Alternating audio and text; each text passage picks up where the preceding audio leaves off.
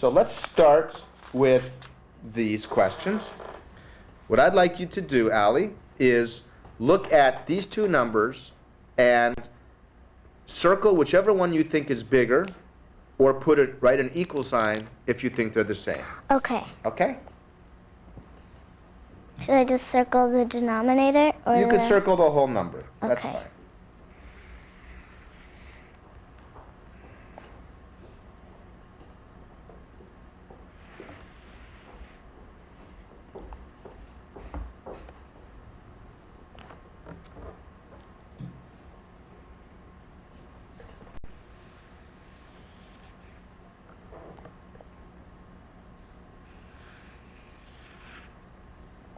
Okay, great. Let's go through each pair, and you can tell me how you were thinking about them, so I know. Okay. So what were you thinking here?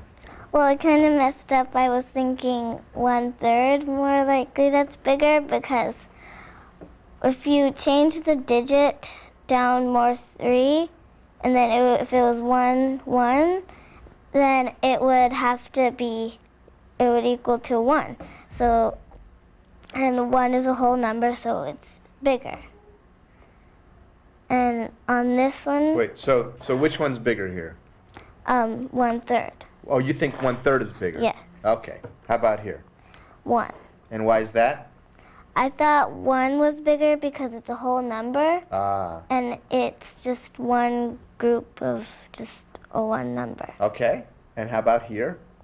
I chose 1/2 because if you change the denominator to 1, just one digit lower, then it would equal to 1, and 1 is a whole number, so. Okay. And how about here?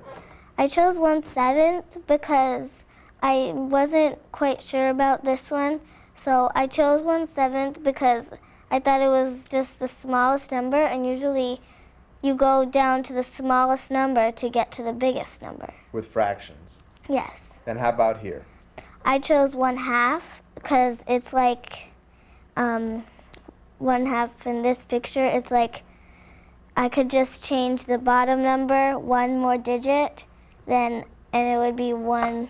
I see. How about if I gave you this then?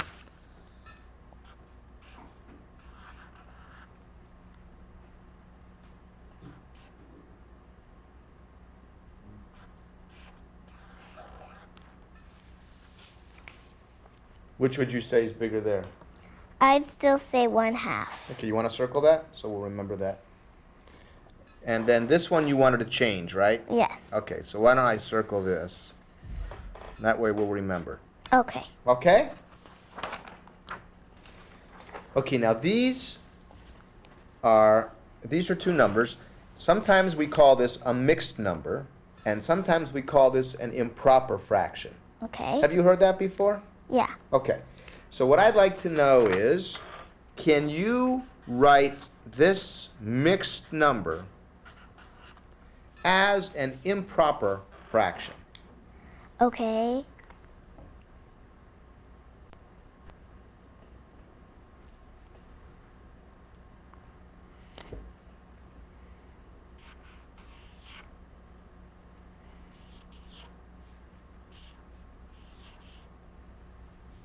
Okay.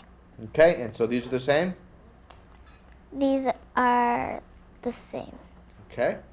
And how about I'll give you an improper fraction.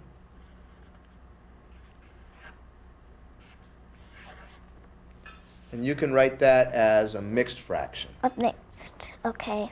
So you want to write it so it looks something like that.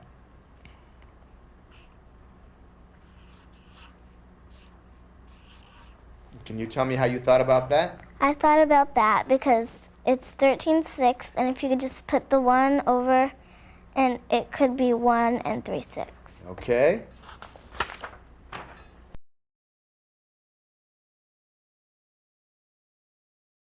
So, is there anything else that you can tell us, in your opinion, about Allie as a mathematics student that you haven't already mentioned?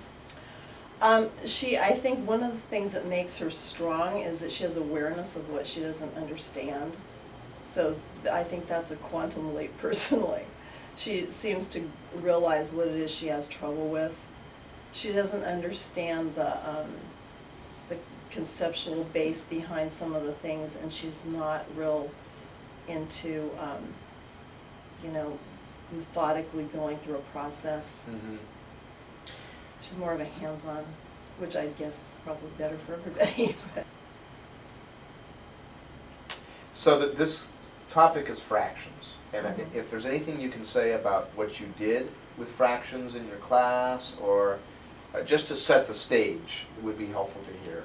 Okay, well, we've worked a lot with fractions and gone back and revisited them a lot, because especially writing equivalent fractions Mm-hmm. has just escaped them. Uh-huh. Done a lot of visuals on the board and talking about real life things, trying to relate to that. But that's the thing they've had the most trouble with.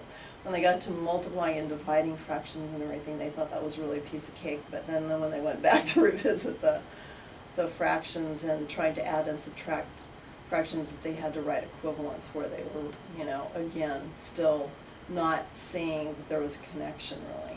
I could imagine a pre-service teacher who hasn't had a lot of experience in classrooms saying, well, I don't understand, how can fifth graders do multiplication and division of fractions, but not addition and subtraction? Isn't multiplication and division harder than addition and subtraction?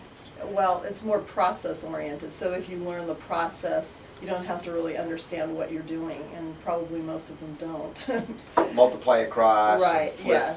Mhm. So there's a process there that you can teach, and they'll understand how to do the problem, whether they understand the fractions or not, which obviously they don't, because when they go back to write equivalent fractions, they still are completely lost. I don't think they expect sense out of this, so I'm surprised how little sense they expect from a lot of things.